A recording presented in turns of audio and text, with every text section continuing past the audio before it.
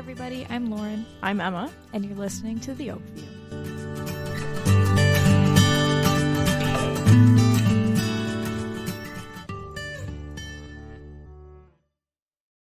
Hi, Emma. Hey, Lauren. How are you doing? I'm okay. I've been having a really tough week. Really? Yeah. Why did I say like, that so peppy? Like, really? You are? You're so excited. Good news. It's just work been kind of hard, but I'm really glad that we're talking. For me too. Yeah, definitely for real. Work has been really hard lately. And, lots of deadlines. October is just really... Well, there's just lots of stress and anxiety around everything right now. And I'm trying to get back in the swing of going to the office. It's getting colder. It's cold. It snowed the other day. I wasn't a really big fan. Yeah. All that jazz. But it's fun when we talk to each other. It is. And it makes me feel better that I can rely on you. Right? So I think that's kind of what we'll talk about today in today's episode. Okay? So, we talked about what we want to do in this podcast. We talked about each other and the qualities that we find in each other that are really beneficial to us. And we talked about kind of how we grew up in our background, but I think it'd be really great to talk about friendship. Okay. Our friendship. Is it good? Is it bad? What are our strengths? What are our weaknesses? But also generally in friends, what are positive attributes and characteristics that everybody needs in a friend? Or specifically, what actions mean the most to you? Yeah, I love that. I love hearing about when people pick a friend or who had friends for a really long time and like why they love them and what they bring to the table. So if you were going to rate our friendship on a 1 to 10 scale. What are you going to rate it? There's only 10, one answer. Obviously, because the real answer would be really rude. What does that mean? You don't think it's a 10? There's probably but society of the world probably would say something different. Okay, I agree. You're weird. I'm sorry. I think so big. I don't know. That was a silly question. I shouldn't have asked it. What do you think our friendship is? Good or bad? Great.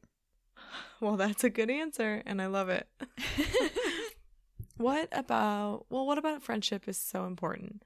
And why do you think we should talk about it to the people who are listening? I think that's a really good question because I don't want to dwell on things that are only specific to us or only traits that we need. How do we make this an open conversation that really embodies something a little bit deeper? Yeah, like how do we include an audience to know that? In order to be our friend of ours, you need to know what kind of friends we are. Right? And we're really accepting. And we'd probably be your friend even if you didn't know it. Yeah, I think there's a chill element to it.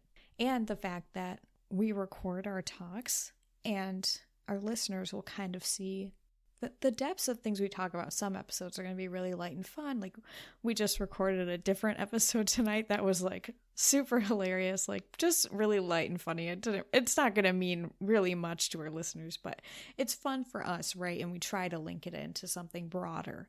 Yeah, that's really important to us. I think you're onto something, Lauren. And I have a feeling that you have something up your sleeve. And I'm curious to know what's on your mind. Okay, so from your friends, what are some all-star qualities, actions, or things your friends have done? Name 3, not friends, but just like specific things that's like, wow, I really rely on this friendship because of this. And it makes me better and it makes our friendship better. Wow. Okay. Number 1, consistency. I love people who show up. They follow up and I know I can reach out and they have my back. And they're there when I need them. Mm-hmm. Number 2, loyalty. You and I have been friends for how many years? Forever. Like I think having friends grow through the years has taught me that you don't need constantly having a large group of people surrounding you. But that sometimes the best relationships are the ones that grow over time and take a lot of maintaining and work and love and care. Number 3 would be probably creativity. I'm my own person. You're your own person. I love the diversity of that. I love that you have some things that, makes the most sense to you, like mechanical engineering and STEM. You love science. I love architecture. I love painting, designing. I have other friends who are nursing and accounting and teaching, and their perspectives bring me so much joy. Wow, those are excellent answers for being very on the spot. Like, these were not noted or anything. No, I'm on some sort of energy today. How did you do that? All of the world, I don't know. But the world is not pulling me down. I was in class right now and I was like, oh my God, I'm next up to read. What am I going to say, But Lauren, just like really quickly, like what are the 3 things that mean the most when you think about friends? Number 1, I think such a great quality in a friend that I love so much are friends who never make you feel stupid or less than who you are, right? So if you say something detrimental, they're there to be like, Lauren, shut up, you're really smart, or whatever. Or like, they just are validators of whatever you're feeling. They're like, they're uppers. That is messed up, or whatever, My dad likes to call them uppers. They're uppers. I like an upper. You need an upper in your life. I love that. Number 2 is just that deeper understanding of who you are and understanding how to gear the conversation to that. So if it's somebody that you don't necessarily talk to all the time, it's just like, you don't always need to, and you don't need to know everything about what's going on in somebody's life to understand how they're feeling. So empathy, I would say. Number 3, something about lightheartedness or being funny or knowing how to cheer somebody up, or a carefully placed joke, or even if it's reminiscing, not dwelling on that, but like bringing it to light, or just saying like, I can't believe you did that, or whatever, and just like being able to call somebody on a random Saturday and just like laugh. I love that. I think that's so important. I think the last one really resonates with me because I think about how when I'm really low and someone like you is like, Emma, you got this, but also you're like, you're so ridiculous. And that's sure, like really something that would make me laugh because you know what kind of person I am, my kind of humor. So you can just like automatically go, I know this is going to make me feel better. Yes, I am like a tension breaker. That is what I am. I'm like when there's a group of people, I'm the one who like cracks the joke to get everybody to like chuckle. Well, we need that. We need that in all types of friendships. I think though what's really nice about the 2 of us is that although we get along really well and we've been around each other for our whole lives, our friends are very different. Like who we surround ourselves with outside of the 2 of us really are attractive to many different qualities that make our world really well-rounded.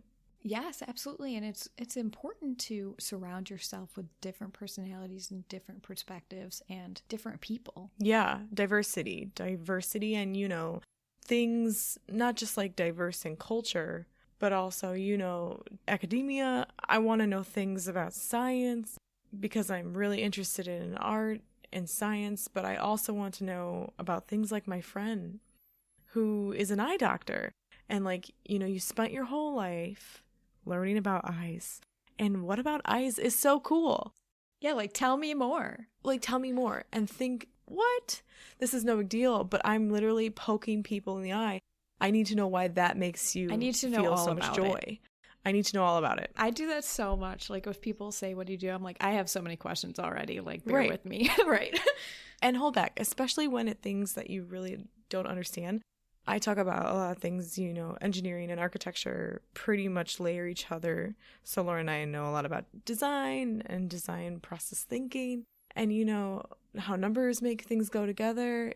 Are very logistical, building logistics, things, parts, ordering, supply chain, all that. We all know this stuff. But as soon as someone brings something new to the table, like, for example, medicine, teaching children. Oh my gosh, teachers love them. Like anything, but I don't physically have the sustainability for, Right? Like my friend that I already mentioned before, but Kelly, she's on her feet for long hours doing surgeries. I'm fascinated with her ability to do that. It's incredible. And so on top of that, there are some friends that I know that live far away, and they talk about, their climate differences with us. And I know that sounds so minute, but the simplest relationship changes make me want to be a good friend. So Lauren, here's a question for you. Okay. What makes a good friend? What makes a good friend? Yeah. I think it's a sense of commitment. Like you can't just it's a two-way bridge, right? Yeah, totally. So what makes a good friend is the mutual building of that bridge. Both people got to be there. Both people have to show up and help each other, right? When one side is failing or whatever. And that's okay. Sometimes you have parts of your friendship where you're kind of helping support the other side of the bridge, but it's worth it for you. Yeah, I mean, I know you relate to this because, like, you know, we've already said, you know, we believe in God, but, like, I think it's the most incredible thing. There are people in this world who were made for me, and they were made to be in my life, and Absolutely. those people want to act, and they want to actively build the bridge with me. So what do you think makes a good friend? Oh, you know, I always go back and forth with this question because for me, a good friend means all those qualities before, but it's more importantly about being able to be adapting and knowing that, like, I'm not always 100% on my game. I fail a lot. I make mistakes. I sometimes don't go texting back people for a week at a time or even a month, and I feel horrible. But being a good friend is about forgiveness and is about really showing up and saying, like, hey, I can already tell that something's not going well, but how can I be there for you? And honesty.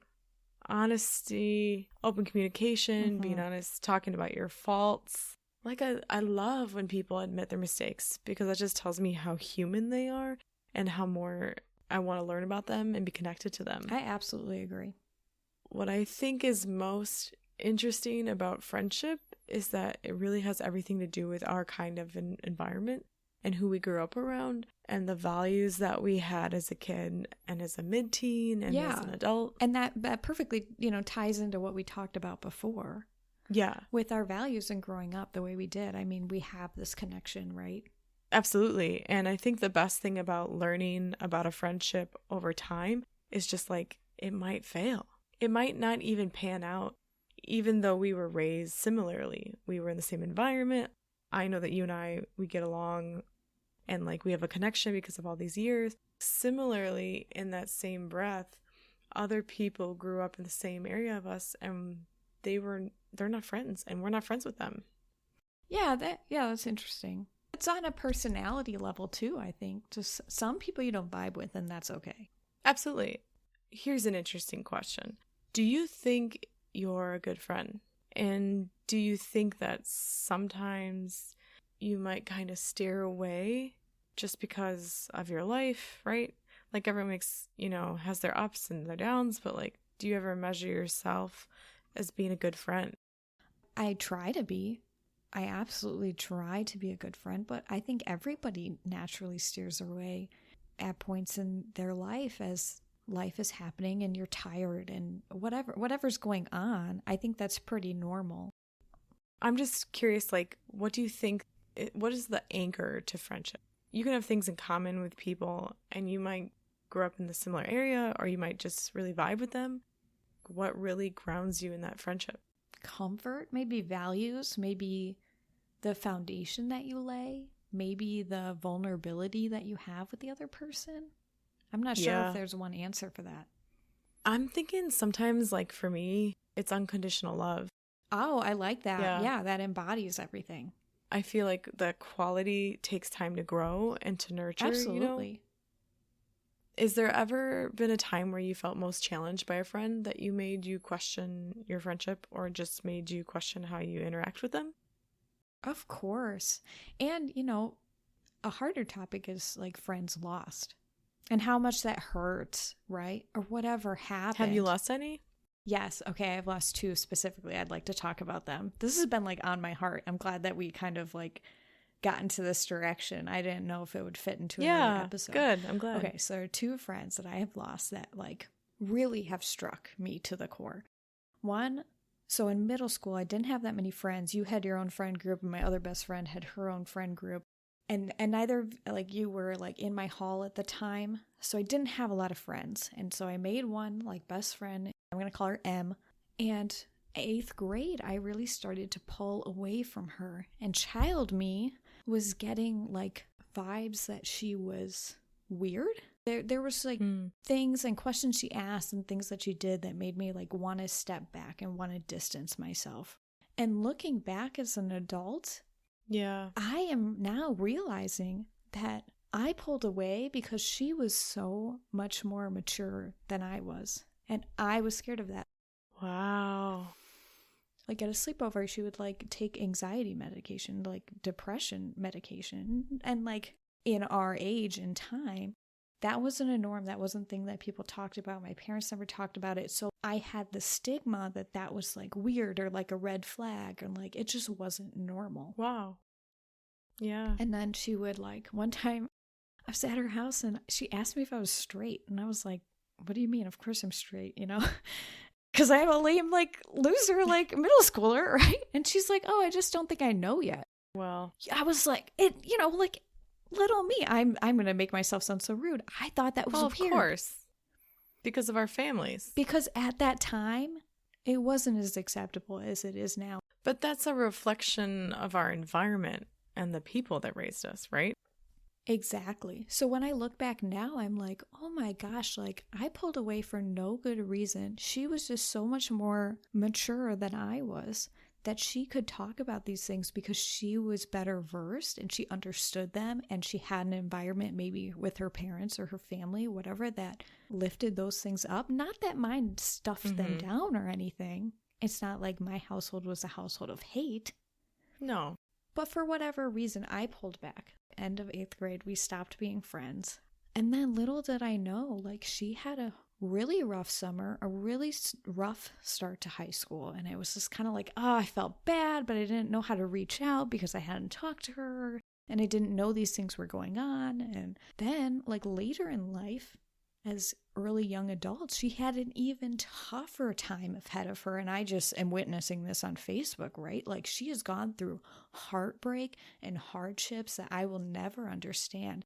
It hurts me that I like missed the boat, like, and that I couldn't be there for her. And like, you know, I still have this like caring for her. Is that weird? Like, no. Is it too late for me to like message her on Facebook and be like, hey, I know I've totally ghosted you for like literally like 8 years. No, I honestly had an experience a couple years back when someone reached out to me. They told me that they were really sorry that they were not a good friend to me. Really? And yeah, it was really out of body experience, because in that moment I was kind of taken back. Like, where have you been? Why haven't you been asking me these before? Why are you asking me this now? Why are you showing up now? But then in some light, I was really thankful that they said these things, and that they said, because it gave me some closure. And we don't talk anymore. Like, there's a possibility that this could rekindle a friendship of yours. But I think, if anything, you feel inclined to say, hey, I know we haven't spoken since we were kids, but I want to say I'm witnessing your life, and I think you're doing such an amazing thing. And I loved that I get to see you, you know, whatever, however you want to phrase this. That's really interesting. Because you know what sparked this? I had a dream about her once. I think your subconscious needs you to do something about it. But I think that's really cool. Maybe I will work up the courage. Maybe this talk will like get me to that. And I'm glad that you had the opposite experience where, like, how did it make you feel though? If anything, it made me feel bad. Because it made me... That's not what I wanted to hear. And you're probably not going to hear these things that you are expecting me to respond to. No, it's real life. I think I felt bad because, one, it made me say, what did I do wrong? And then I had to turn around and say, well, what did they think that they did wrong? Right? Like, why I thought we stopped talking because we were friends and we grew apart. I thought we stopped being friends because, you know, it just didn't pan out that way. Oh, but they made a decision to? Yeah. I don't want to hurt her. No. I think you just have to really think, like, intentional about this, right? I'm sure there are people that don't agree. There's no reason to reach out. You don't need to feel better about yourself by reaching out. And that really wouldn't be the point. It's not to, like, get it off of my mind. It's just, like, I just want her to know that, like, even though we literally haven't talked in years, that I still have this care for her in my heart, and that I think about her. Do you think that's comforting, or do you think that's like, ugh? I don't know, because I'm on two sides of the coin. On one side, I have been the person who has received the message. I'm like shaking. Like, why? Well, because it means something to you. On the other hand, I have also been the person who has sent the message. Ooh. Yeah. And I think, Lauren, honestly, just sometimes we're just on the same wavelength, because I've also been wanting to talk about loss and friends. Yeah. Because I have lost 2 friends myself, and they were both my fault. Really? Okay, do your first one, then we'll both do our second. Okay. My first one is someone I was friends with in high school, and we had a lot of commonalities, like cool projects and interests outside of school.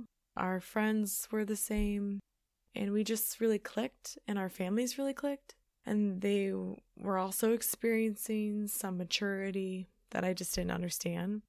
And because of my family values and because of the people that were around me, I chose to question them instead of questioning why I believed something. And I pushed them away. That's really hard. I didn't even realize what I did until they officially stopped talking to me. And it broke my heart. Like, I went, oh my gosh. Like, the first or second. Like, I did this. I pushed them away. did. It's my fault. It's my fault. You know how we talked about earlier that when I went to college, I became this whole new person. And I was like, this is me right now. Mm-hmm. And you're such a bold person, well, then right? And a year later, I was like, this is me. And I'm just so bold. And it's my whole life. And I embodied so much of that I pushed them away. And I made them feel uncomfortable, shameful. I made them feel like they didn't believe all while in themselves. You're going through this process of your learning about yourself and your true values and opinions. And in that moment when I reflected in this, and it happened quite some time ago, that this past couple of years, I've been really, really sick to my stomach because I feel like I deserve to give myself closure. But I think then they deserve an apology.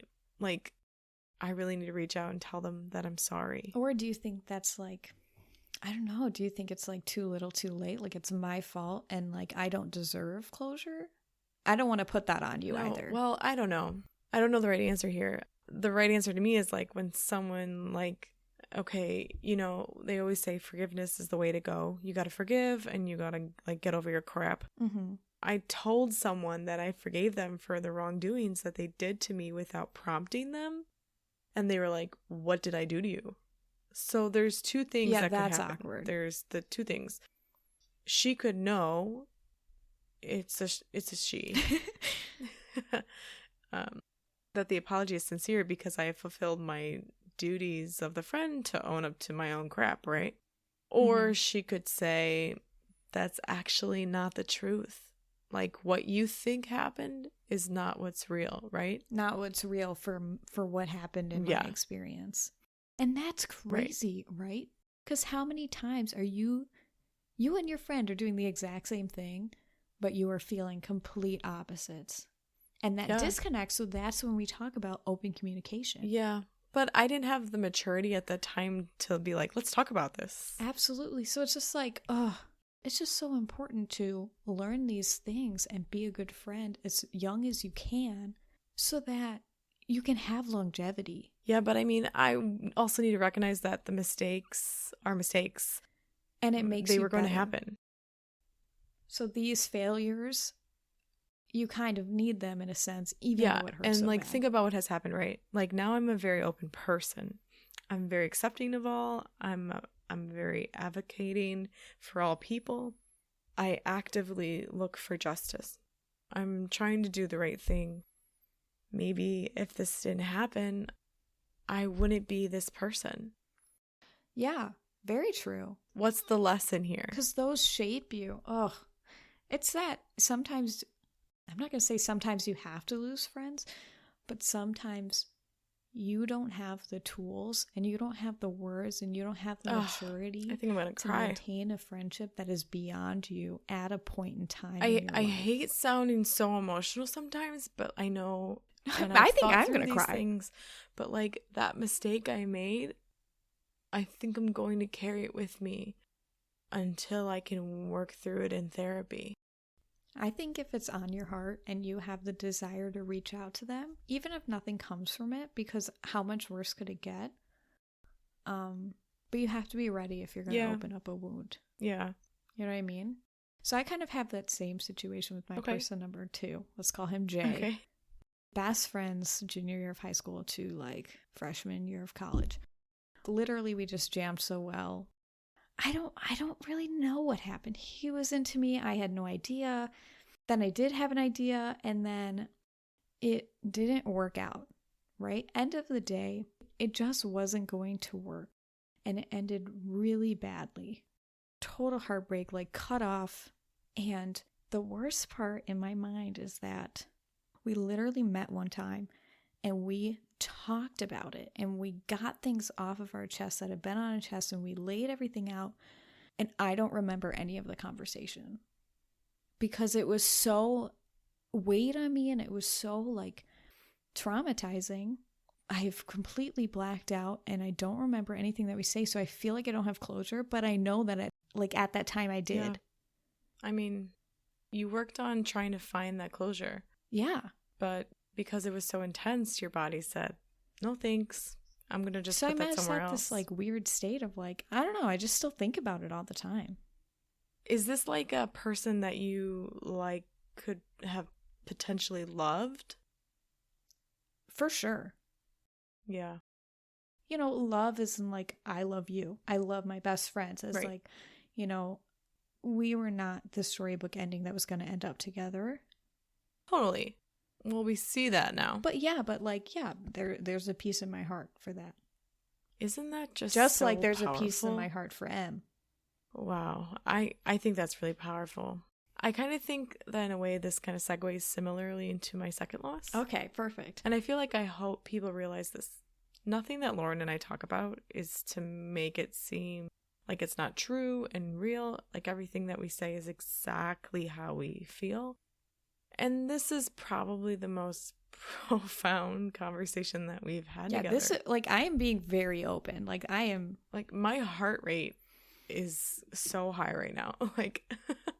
Yes. I know that we're having good energy here. And this is what I love about doing this. Because I talked about this earlier. So, like, having a prompt, good conversations are surrounding good topics with good people. And, like, this is what I strive to do with all my friendships. So what's their number 2? Okay. This one is controversial among my friend group. And if you're listening, friends, you know exactly who this is. But this person is someone that I was friends with for some really traumatic parts of my life. He was the kind of friend that didn't question whether or not I was sad or happy. He just believed me. And I really valued him because he was funny and joyful and we got along really well. But in a way, what happened was that I got scared of what he and I meant. And when we went to college, I chose to like step away because I thought being in college, I could explore and meet more friends and you know, other relationships. And unfortunately, he started to become the person that I wasn't okay with. Mm-hmm. And that was really hard for me because I care about him to this day. My friends will probably say that I'm crazy because it's not worth it, but I think everyone's worth it. Unless you know, there's some people in my life that there's a line I've gone through. I'm just gonna say, and it's okay. I'm being honest. I have gone through some really crappy things that include abuse and then has caused me some PTSD, clinically diagnosed, and this person was there for me during this time in my life. And I think about the bad things that happened to me. He is associated with it because they were there. Mm-hmm. They were the light. And so when we got older and he and I started to grow differently, at my bold self was discovering a new piece of me, I pushed him away. Like I said, no so many times to the point where he said, no, okay, thanks, but no thanks. Yeah. And it was just, that was it. And I think I abused it. I took advantage of him because I was thinking, well, it doesn't matter what Emma says, right? He'll always be here. Or was he becoming somebody that you no longer recognized? I think in my grown adult self right now, I'm saying yes, he is a person that I could recognize. Mm-hmm. He's not the person that I remember or wanted to be around because he made new friends. He made new activities occur, blah, blah, blah. But the loss I felt when him and I were no longer talking was like the loss of someone who died. Yeah, no, I 100% Isn't it? I mean, understand you.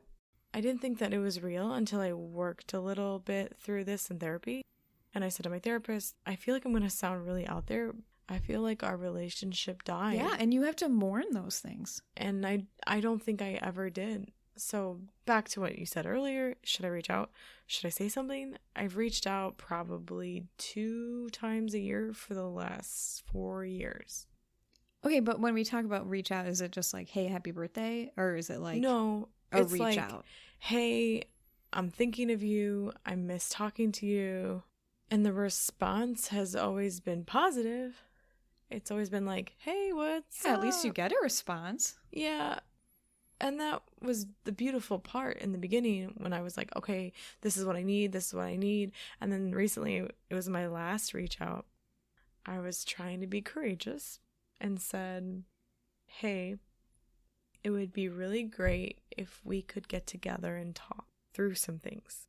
And I messed up. Mm-hmm. But I also wanted to tell myself that, like, for me to ask him, could we work something out? It took away my ability to reach out again because I got shut down and I didn't get the right answer. Yes, and now you have no closure. Right. And now I have no closure and I have the answer I didn't want. And I really was hoping that sometime in my life, he was going to say, yeah, let's figure this out. But he said no. Yeah, it's just like how much time has to go by? Like, it's been years. It's been years. Since my number 2, and I still think about it. I don't understand what that means. Like, in my Christian faith, I was taught that it's something called a soul tie.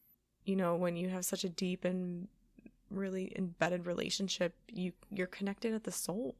And it normally includes a lot more in-depth aspects, like a sexual relationship.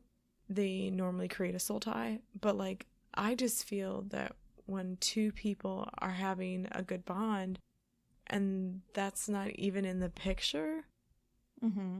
that, like, this can be physically be something that manifests beyond what our human bodies are capable of understanding. I agree. I know. And it's sometimes really out there, but, like, I sometimes feel like there are people legitimately made for me. I was made to be a part of their life and be a part of my life. And the fact that the particular person that I was is no longer in my life. It hurts. Yeah. You know what this conversation is making me feel better about, though? This conversation is kind of making me feel better about other friends that I have lost or lost touch with that I'm kind of realizing I don't feel this deep pain for. Like, I think it's just cool if I let it go. Yeah. Right? And it's making me feel better that I don't have to weigh myself down with it and keep mulling and worrying and thinking about it. Yeah. That if it's not deep on my heart, that person really wasn't my soul tie, really wasn't tied to my heart, didn't have that deep spot as maybe I thought they did. Yeah. And I think that makes me feel less alone. Like, for you to have a similar experience, it makes me feel really, really... And people do not talk about this. No, and people don't. And people don't want to think... And I'm okay with people not thinking so deeply about everything that has happened to them. That's fine. You don't need to. But, like, for me, I needed an answer, and I didn't get it. And then I finally got an answer, and then I was like, well, that wasn't what I wanted, but okay, now what? I think that this makes me want to segue into a question that I have about loss and luxury, and the luxury that we get when we have such great friends that surround us, and the loss that we have when we lose people is just like, Lauren, are there moments in your life where you just stop and go, wow, friends are literally a gift. Like, if I didn't have my friend right now, I don't know if I would be able to feel the joy I feel right now for the thing happening to me, or the sadness that I feel in my heart, because I think that makes sense. What makes us a little less alone. Yeah, and I think there's an intentionality. Like, when you think about that more intentionally, you see it more. So even your coworker who's validating you all the time, that's a gift. And then there's connections like we're having right now. it's absolutely a gift. So it doesn't just have to be the time where you walk into a surprise party and it's your family and your few friends and you feel so loved. It's all around you. And if you don't have friends, that's okay too. Yeah, and I think people need to realize something. Like, let me tell you something. My friends are not always great. The select people that I spend my time with every day and who I want to communicate with all the time, those are the people I give my heart to. Yes. But there are people around me in my life who are literally pieces of S-H-I-T. And those people can go out the door and I'm never going to be their friend again. And I don't care. It wouldn't be a heartbreak, but it's still good to have those friendships sometimes. I agree. If they're downers, we keep them down. But if they're an upper, we're going to keep them up. Upper, you just keep them. Yeah, I was just going to say, like, me and myself, who has always been so bold, she has definitely not always been a good friend. But she definitely no longer exists because of my friends. And I'm really confident in who I am now. And I'm really grateful for the people who came along the way. And I'm no longer a person who says, you can't sway me. Sway me. I want to learn. I want to be a better person. I want to educate myself. I want to change my behavior and learn from it. I think that's beautiful statement. Thank you. Because it shows growth. And I have seen you grow into that person. Emma, we talked about kind of heavy topics today. And a lot. I don't want to end on a downer or anything, but thank you so much for just being open and honest with me and talking through this. Well, thanks for listening. And honestly, I didn't really realize that we were experiencing similar things. Yeah, it's not something that people usually talk about openly. And I feel better. I feel like there's some like weight off my chest here. I definitely feel like I can be more vulnerable with you, and I appreciate your consistency. Because that it's important to me. Wow, we're so awesome. We are so awesome. I just want to say thank you for just being a good friend, too. You're really good at... Oh, you're a good friend. Oh, okay. I'm just going to say I'm giving us a 10 out of 10. Oh, finally. Well, everybody, thank you for listening to this week's episode of The Oakview. Have a great week. Bye, guys. Bye. Thank you again for listening to The Oakview. You can follow Lauren and Emma on Instagram at The Oakview Podcast, OAKVIEW Podcast, or email us at theoakviewpodcast@gmail.com.